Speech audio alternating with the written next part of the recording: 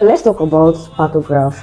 So it is a graphical recording that measures the progress of labor. It is a tool that is used to monitor maternal and fetal well-being during the active phase of labor, which is 4 centimeter.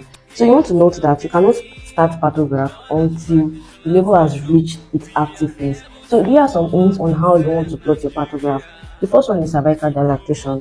So this means how the cervix opens and thins out to allow the baby move through the birth canal. It is plotted using an X and it is done hourly. The second one is fetal heart rate. It is plotted using a dot and it is done half hourly. So you want to count this for 1 full minute. Then you have your descent.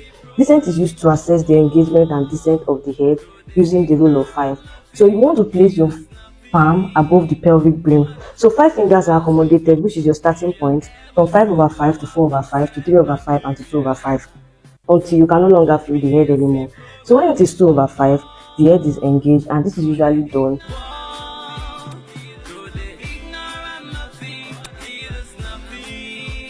using the abdominal examination. Then number 4, we have contraction. This is the number and frequency of contraction you can get in 10 minutes, and it is measured in seconds from the time the contraction sets in to the time it fades away. So on the line of the patograph, each square represents 1 contraction. So contraction lasting less than 20 minutes, you denote it with a dot. Contraction from 20 to 40, you denote with stripe. So if it is 40 and above, you shade the whole box. So this is done every 30 minutes or half hourly. Then your liquor, this is the amniotic fluid that surrounds the baby.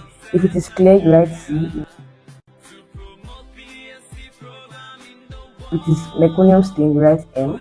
If it is blood stain, you write B. If it is not felt at all, you write A. But if it is intact, you can feel it, but it is intact, you write I. So the 6th one is molding. So molding is the extent of overlapping of the filter skull. If it is plus, that means the suture is felt, and this is when the skull bones touch each other. If it is plus plus, the sutures are close but can be separated. This means that when you touch the suture and you try to push it back, you can see that okay, they are trying to be separated. If it is plus plus plus, it means that the sutures have overlapped but they cannot be separated even while you try to push them back. If it is 0, it's saying that there is no molding. It means the bones are separated and the sutures are easily felt. So the 7th one is maternal pulse, which is done 4 hourly. Then the maternal pulse is done hourly rather.